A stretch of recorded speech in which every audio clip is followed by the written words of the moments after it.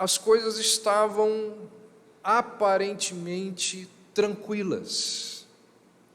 No entanto, quem lê a palavra de Deus, quem lê as Escrituras, percebe que esses momentos de paz, esses momentos de tranquilidade, de relativa segurança do povo de Deus, nem sempre dura muito.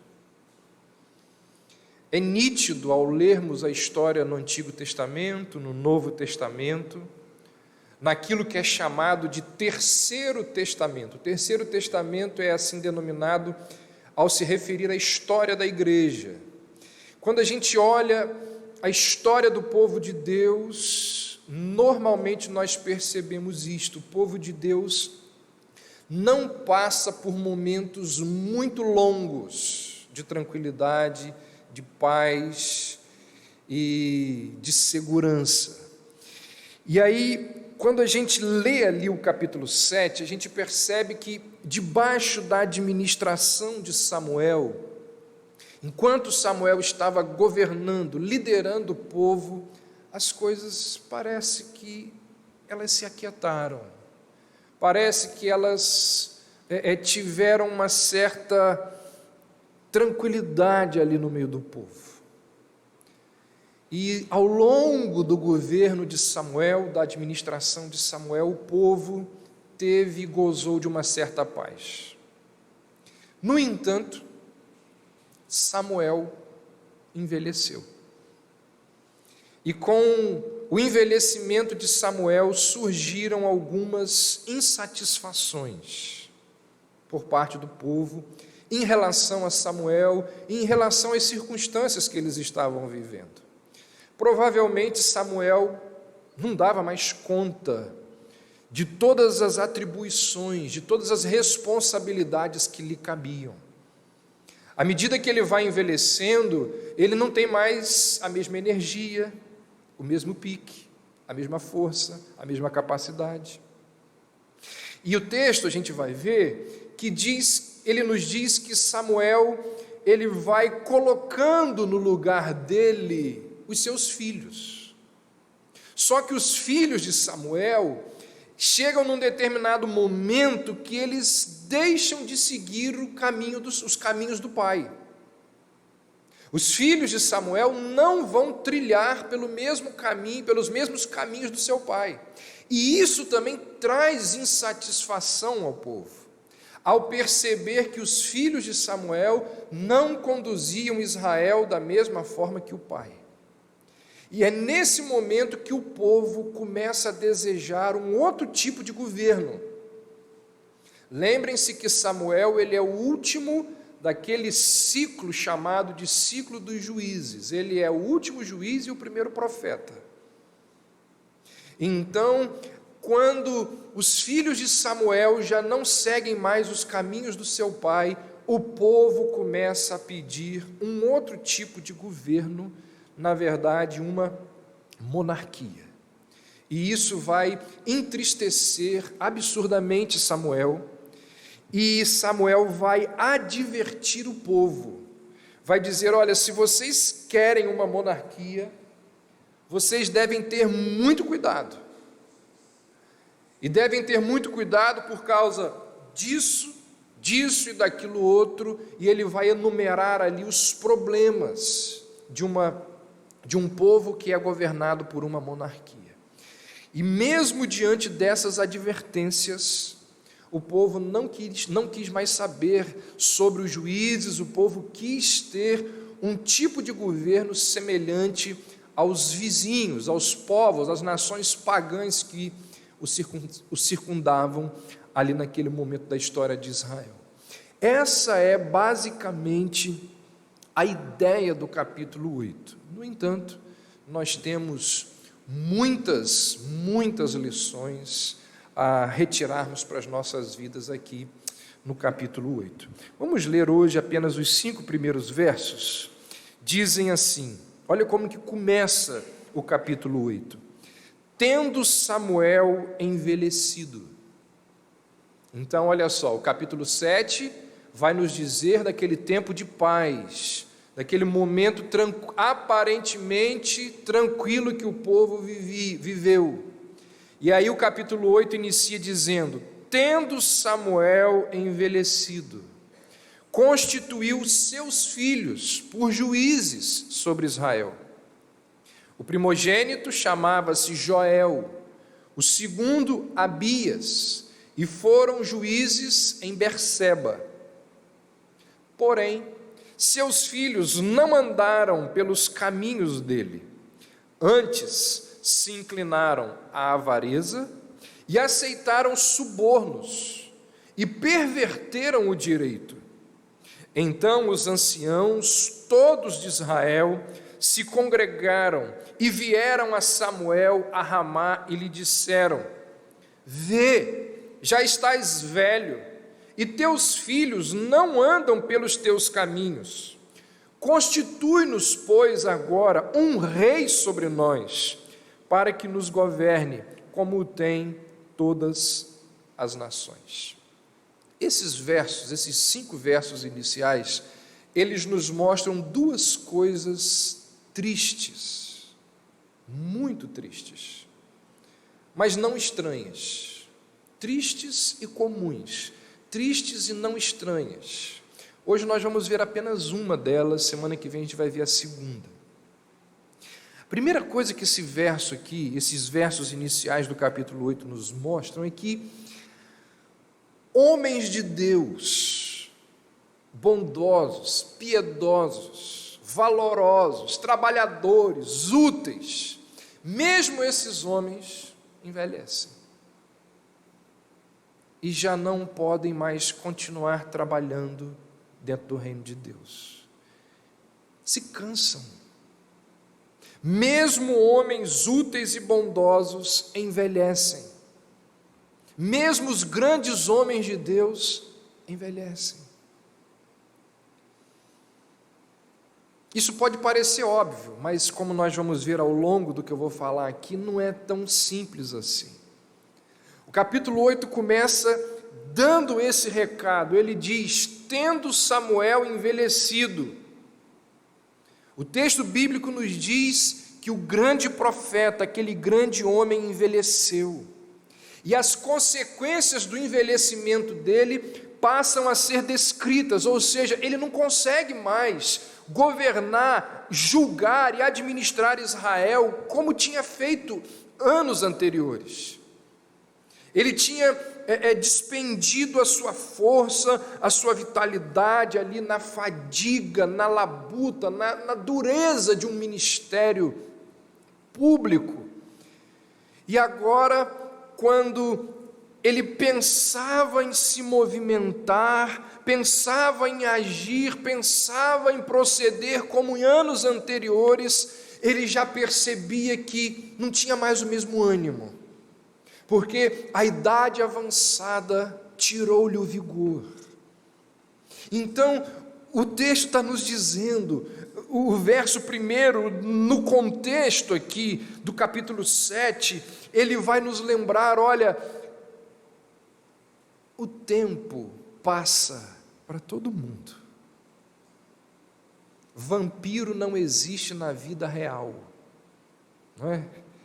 Aqueles que vivem eternamente, se não for colocada ali uma estaca no seu coração, e vivem com a mesma idade daquela no momento em que foram transformados em vampiros. Isso é só no cinema.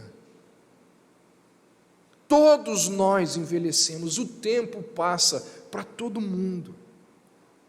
Alguém disse, se referindo à morte, que o último dia também chega. A gente pode apanhar essa ideia e aplicá-la à velhice e dizer, olha, os últimos dias também chegam. E quando que alguém percebe que os últimos dias estão chegando?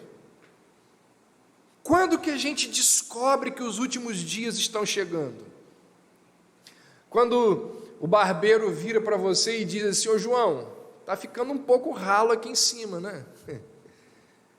Percebe que os dias estão passando. A cabeleireira vira para a mulher e diz: da próxima vez, Dona Maria, nós vamos fazer algumas coisas aqui com essas raízes brancas. O tempo está passando. Quando alguém recebe aquele convite e o convite diz assim: você está sendo convidado para participar da 30ª reunião dos formandos da faculdade. A gente percebe que o tempo está passando. É quando o filho vira para o pai e diz assim: ô pai, quem foram os Rolling Stones? A filha vira para a mãe e faz perguntas que eram, né, daquelas gerações antigas que ela nunca tinha ouvido falar. A gente percebe que o tempo vai passando. Quando eu ainda não tive isso não, mas eu sei de alguns que falam disso, né, que de manhã tudo dói. E o que não dói não funciona, não é? Você percebe que o tempo está passando. Todos nós, um dia vamos envelhecer. E há pouco tempo eu li que o Brasil caminha a passos largos para se transformar ou para entrar naquele grupo de nações que possuem uma população grandemente, altamente idosa. Segundo os dados do IBGE, em 2030, o número de brasileiros com mais de 60 anos será maior que o número de crianças com até 14 anos. Nós teremos em 2030 mais pessoas com 60 anos do que pessoas até 14 anos. 11% da população de Campos possui mais de 60 anos de idade. É um número absurdo. Se você comparar esses números com a realidade histórica, olhando para o passado. Então, o envelhecimento, ele chega para todo mundo. E o envelhecimento, ele traz mudanças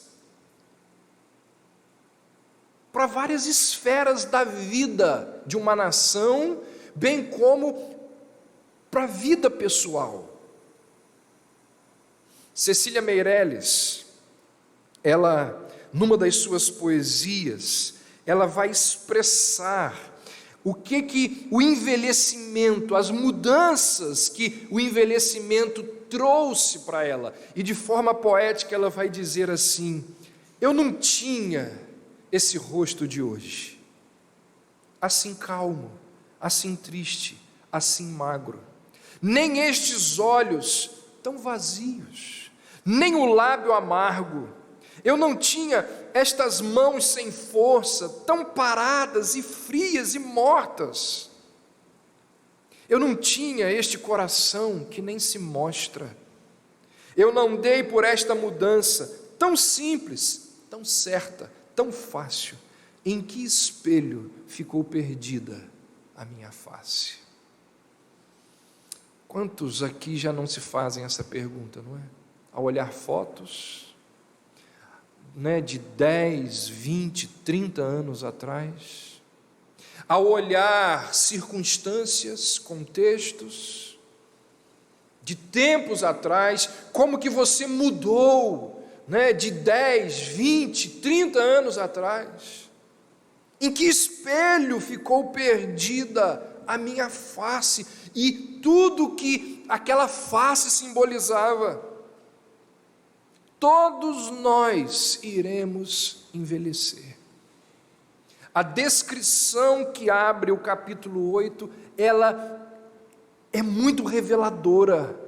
A descrição de que Samuel envelheceu e que por causa disso ele não tinha mais condições de governar Israel como anteriormente o fez, nos lembra de muitas coisas. E uma das verdades que está por trás dessa expressão é aquela de que as pessoas, os jovens, aqueles que estão no auge da idade, devem aproveitar o tempo da melhor forma possível. Essa é uma verdade que você percebe em toda a Escritura.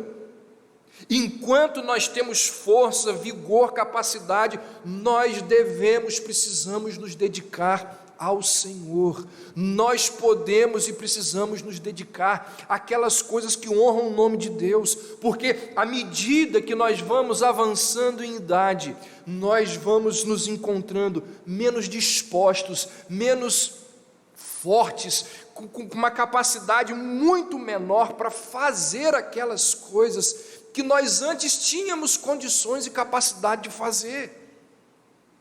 O texto está dizendo, olha, Samuel, ele não consegue mais fazer as coisas que fazia anteriormente, porque ele envelheceu.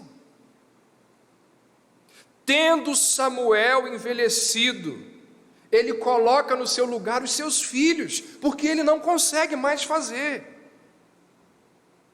Então essa, sem dúvida, é uma verdade que está aqui por trás. Enquanto nós temos força, vigor, capacidade, nós precisamos fazer aquilo, ou aquelas coisas que honram o nome de Deus. Não podemos desperdiçar o nosso tempo com coisas banais. Rubem Alves, na sua idade avançada, ele vai dizer assim: contei os meus anos e descobri que terei menos tempo para viver daqui para frente do que já vivi até agora. Não é assim? No dia do meu aniversário, meu pai me mandou uma mensagem, disse assim, você já teve 40 anos. Será que você vai ter mais 40? Então aproveite o tempo que Deus tem lhe dado. É o que o Rubem Alves está dizendo. Eu contei os meus anos e descobri que daqui para frente eu não vou ter o mesmo tempo que Deus já me deu até aqui. E aí ele diz assim, eu me sinto como aquele menino que ganhou uma bacia repleta de jabuticabas. As primeiras ele chupou de forma displicente, mas percebendo que faltavam poucas jabuticabas, ele começou a roer até o caroço. Quando Paulo escreve aos crentes de Éfeso, numa das exortações, Paulo vai dizer assim, vede prudentemente como andais, e não como nécios, mas sim como sábios. E aí o que ele diz? Remindo o tempo, porque os dias são maus. Paulo está dizendo a mesma coisa do que a gente está falando aqui. Nós precisamos ter sabedoria de administrar o nosso tempo, porque chegará o tempo, chegará o momento em que, assim como Samuel, nós não teremos mais condições de fazer aquelas coisas que atualmente Deus nos tem possibilitado fazer. Há um livro de um escritor chamado Kevin DeYoung, um americano, tem escrito bons livros na atualidade. Há um livro dele chamado Superocupado. E nesse livro ele sugere, ele dá algumas orientações para aquelas pessoas que têm a sua agenda extremamente abarrotada. E ele diz, quem tem um estilo de vida desse, o que ele deve fazer para aproveitar melhor o seu tempo? Eu peguei lá algumas ideias, coloquei aí. Ele diz assim, primeira coisa, estabeleça prioridades. Ele retira todas essas sugestões baseadas na Bíblia, ele retira as da Bíblia. Estabeleça prioridades. Abra aí, por favor, o Evangelho de Marcos, capítulo 1.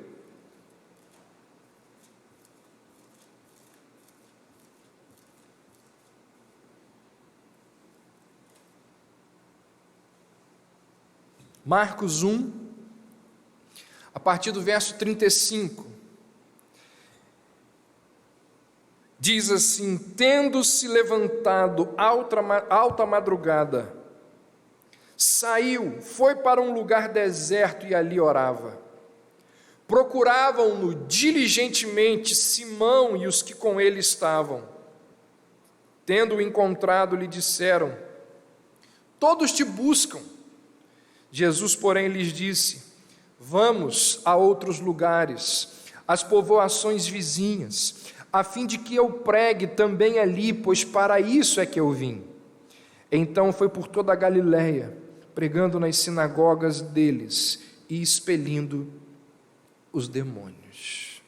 As pessoas estavam fazendo fila para se encontrar com Jesus. Existia uma multidão querendo ouvir, querendo a ministração de Cristo. Os discípulos chegam para Jesus, descrevem a situação para ele, e Jesus diz assim: vamos embora, vamos para outro lugar. Mas como assim? As pessoas estão lhe aguardando. O senhor tem muito trabalho aqui nesse local, tem muita gente aqui que precisa da sua ajuda. Jesus diz: vamos embora.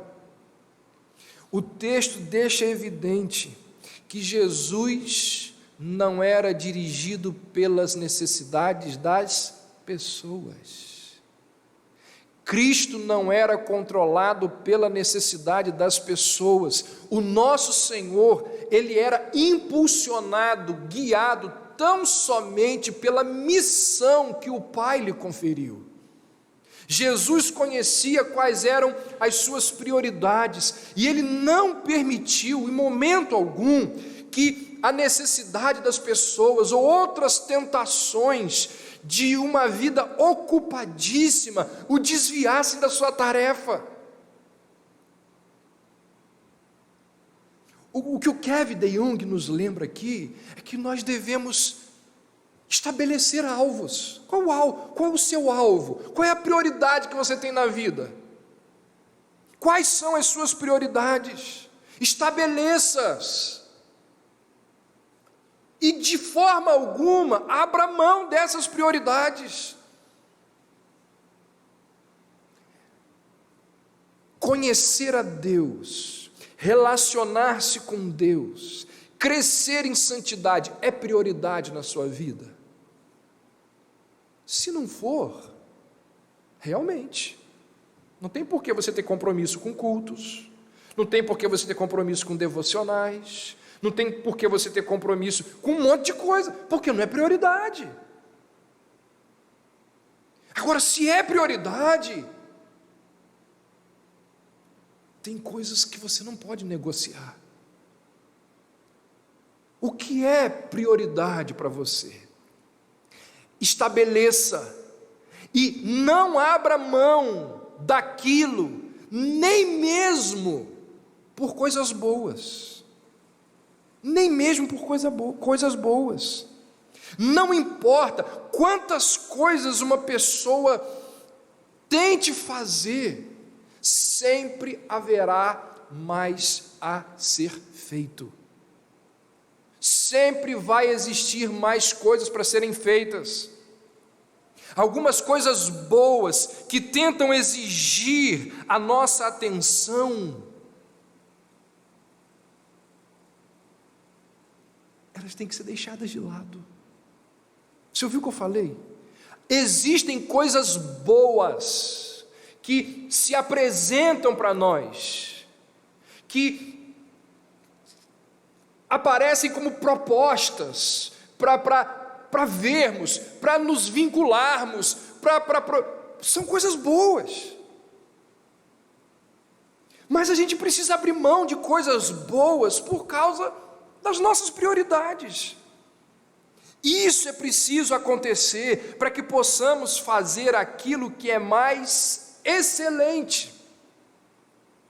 Alguém uma vez disse que o bom é inimigo do ótimo. O bom é inimigo do ótimo. Tem coisas boas que se apresentam para nós. Há muitas coisas boas que a gente pode investir dinheiro, energia, tempo. No entanto, será que realmente elas são o melhor uso do nosso tempo? Será realmente que elas são a melhor forma como nós podemos usar o tempo que Deus nos deu?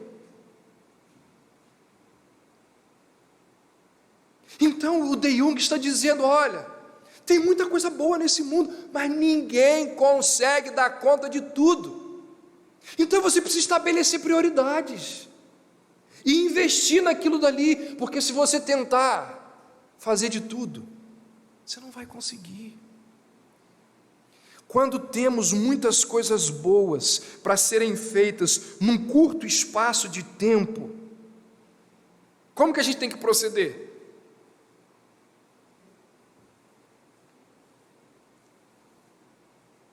Gente, preste atenção numa coisa.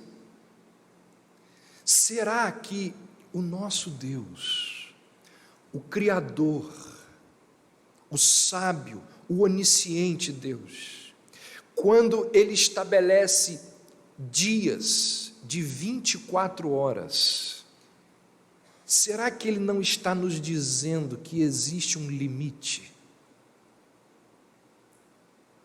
Será que Ele não está nos transmitindo um recado? Será que Ele não está dizendo: olha, existe uma porção limitada, diária de tempo, a qual você deve se adequar? Ele está transmitindo um recado para nós. Prioridades, estabeleça-as, e uma vez estabelecendo, você deve descartar coisas boas. Por exemplo, eu tenho aqui, na minha biblioteca aqui, livros excelentes, com temas e assuntos que eu queria muito ler. Mas se eu for ler esses livros, como que eu vou pregar? Porque os livros não falam de 1 Samuel. A minha prioridade nesse momento é isso aqui. Quais são as suas prioridades? Chegará o tempo em que você não terá mais forças, em que você, assim como Samuel, terá envelhecido, não terá condições de fazer determinadas coisas. Há uma mulher chamada Anne Mary, que trabalhou para Hillary Clinton, no Departamento de Estado americano. E assim que ela começou a trabalhar, ela percebeu que ela não seria capaz de ser uma grande profissional e atender às necessidades da Hillary Clinton e, ao mesmo tempo, ser mãe. Ela percebeu: eu não consigo dar conta daquilo que a Casa Branca me pede e daquilo que o meu lar me solicita. E aí, diante desse grande dilema, ela tomou uma decisão. E ela escreveu um artigo que foi altamente premiado nos Estados Unidos. O título do artigo era: Por que as mulheres não conseguem ter todas as coisas? E nesse ensaio ela diz o seguinte, uma pequena parte do ensaio ela diz: depois de muita crise, eu me perguntei, quem precisa mais de mim? Foi quando percebi que era a vez de outra pessoa fazer o trabalho. Para os meus filhos, eu sou indispensável, mas não chego nem perto de ser indispensável para a Casa Branca. Quais são as suas prioridades? No mundo real de tempo finito, Muitas vezes nós teremos que discernir entre aquilo que é bom e aquilo que é melhor.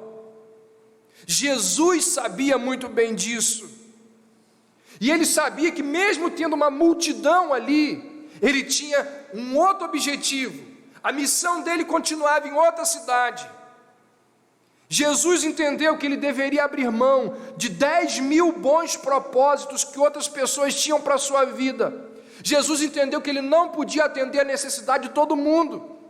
Se Jesus teve de ser criterioso, estabelecendo prioridades para a sua vida, quem somos nós?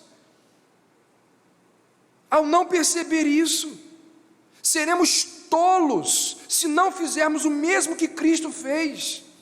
Então, nós precisamos estar dispostos a fazer algo dificílimo, que é podar coisas boas, estabelecer prioridades e se manter nessas prioridades que foram estabelecidas. É exercício espiritual, é atitude espiritual.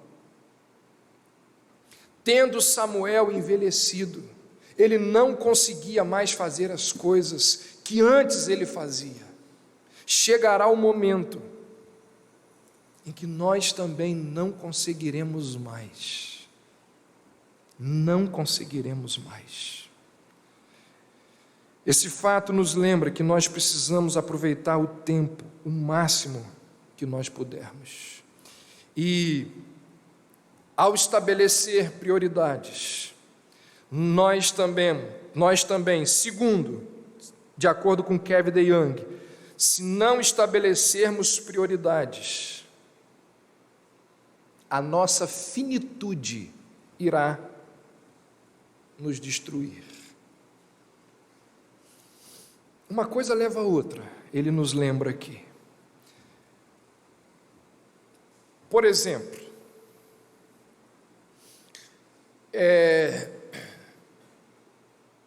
eu acabei de chegar de uma viagem, né? E a gente, quando viaja, a gente vê milhares de coisas, lindas, lindíssimas. E como eu queria comprar 1% daquilo que eu comprei, mas eu não comprei nem 1% daquilo que eu queria comprar, porque eu tenho um limite de dinheiro. Eu não tenho dinheiro para comprar todas aquelas coisas como eu queria comprar. Ou seja, ninguém compra. Quer dizer, a maior parte da população mundial não compra tudo aquilo que quer. Posso falar isso de um Cristiano Ronaldo, de um Trump, né?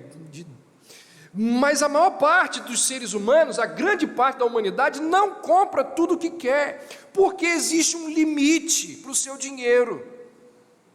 E quem ultrapassa esse limite se dá mal, muito mal.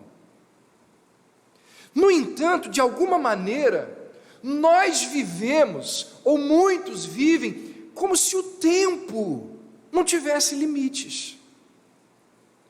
Quando, na verdade, o nosso tempo, ele é muito mais limitado do que o nosso dinheiro. A pessoa mais rica do mundo não é capaz de comprar mais tempo, é?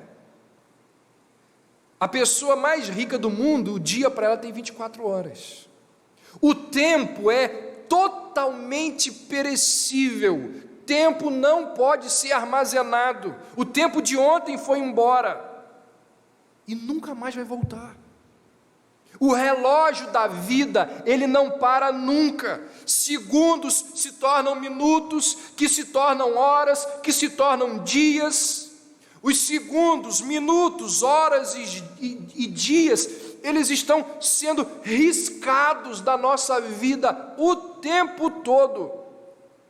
E existem algumas expressões que, mesmo que a gente as use sem perceber, elas nos mostram como que o nosso tempo é algo valiosíssimo. Por exemplo, quando a gente está impaciente com as crianças, a gente vira para ela e diz assim: vamos embora, a gente não tem todo o tempo do mundo. Nós estamos dizendo para as crianças que nós não permitimos que elas tomem todo o nosso tempo. Quem nunca ouviu, ou quem nunca se utilizou da expressão, nós estávamos ali só matando o tempo. O que a gente quer dizer com matar o tempo? Nós estamos associando vida com o tempo. Quando nós compramos alguma coisa, alguém pode perguntar: quanto que você gastou nisso? O custo é levado em conta quando nós queremos comprar um bem. No entanto, nós usamos o mesmo vocabulário ao nos referirmos ao tempo.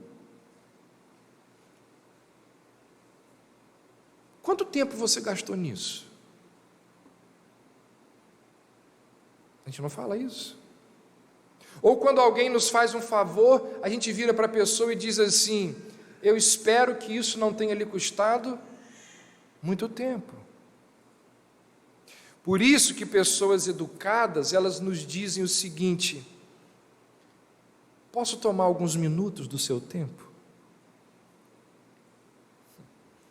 E depois elas agradecem, dizendo: obrigado pelo seu tempo. Jonathan Edwards, ele dizia o seguinte: é possível perder dinheiro e recuperá-lo mais tarde. Semelhantemente, posso perder a saúde e ainda recuperá-la. Posso até perder um relacionamento e restaurá-lo depois, mas a perda de tempo nunca pode ser recuperada. Os nossos dias na terra terminarão. Portanto, vai dizer o Kevin DeYoung, se você não estabelecer prioridades, a sua finitude vai destruí-lo. Terceira e última sugestão, para a gente encerrar, diante das muitas ocupações e compromissos que nós temos: troque as coisas triviais por aquelas que são eternas. Paulo vai dizer em 2 Coríntios 4, não atentando nós nas coisas que se veem, mas nas que não se veem, porque as que se veem são temporais, e as que não se veem são eternas. Gente, como nós desperdiçamos o nosso tempo com coisas que parecem inocentes, são coisas que não fazem mal, e por não fazerem mal, nós pensamos que elas são válidas. No entanto, Paulo, ele está nos convidando, na verdade ele está nos exortando a elevarmos o padrão, a cultivarmos uma perspectiva eterna. Paulo nos convoca a examinarmos as nossas atividades à luz da eternidade. A cultura na qual nós vivemos retirou as nossas mentes daquilo que é eterno e nos fez direcionar a nossa atenção a focar naquilo que é temporal. Não dá para a gente fazer isso aqui agora, mas se você fizesse isso depois, parasse e pensasse o quanto de dinheiro que nós gastamos com coisas temporais.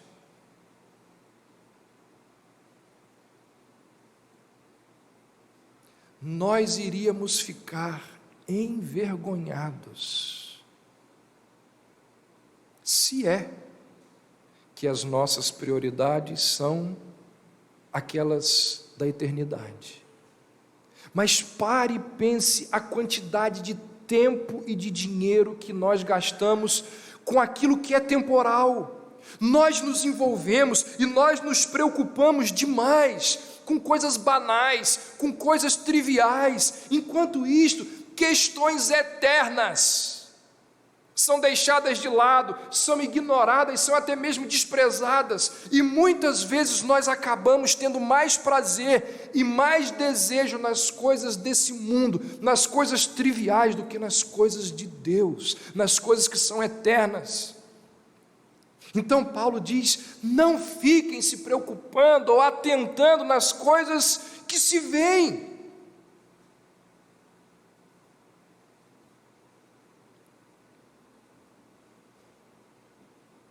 Quais aspectos, quais áreas da sua vida entram nessa categoria de trivialidade? Está abençoando quem aquilo que você faz? Responder essa pergunta é um grande desafio, sabe por quê? Porque a maioria de nós, a maior parte de nós não considera trivial grande parte das atividades da vida. Nós podemos facilmente explicar como que os outros desperdiçam seu tempo. Olha lá, ó. Serve para nada aquilo que ele está fazendo. A gente sabe como que os outros desperdiçam o tempo, enquanto que olhamos para tudo que a gente faz como se fosse a coisa mais importante do mundo, e na verdade aquelas coisas muitas vezes são banais. Então como que a gente decide entre o que é trivial e o que não é?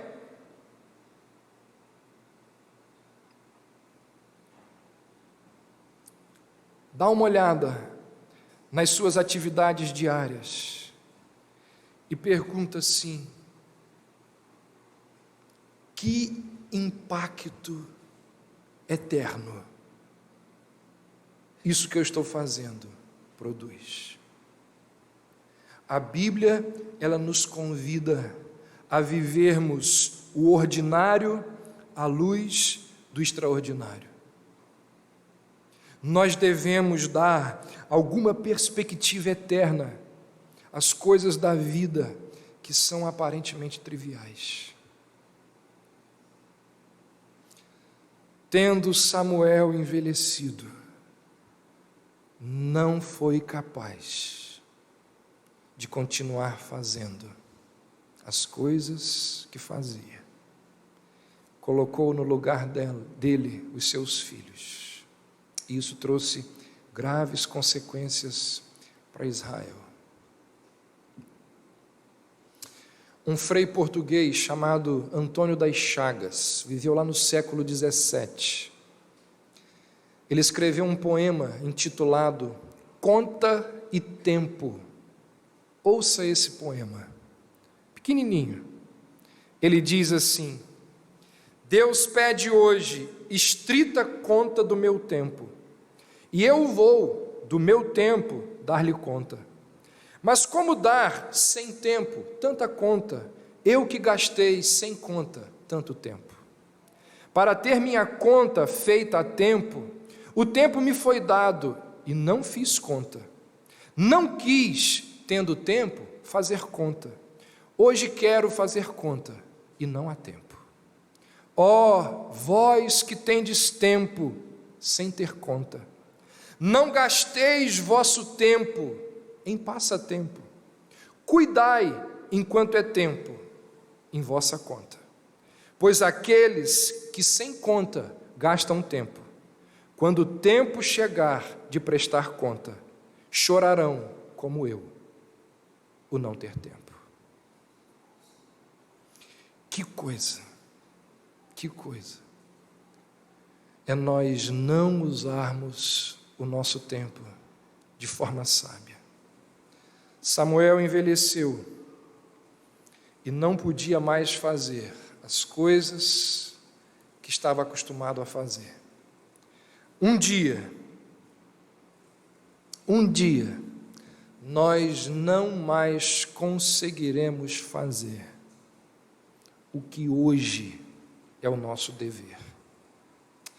Remir o nosso tempo, aproveitar as oportunidades, estabelecer prioridades, usar aquilo que nós temos de mais valioso a serviço do nosso Deus, deixar de lado o que é bom para poder fazer aquilo que é ótimo. Que Deus nos dê graça.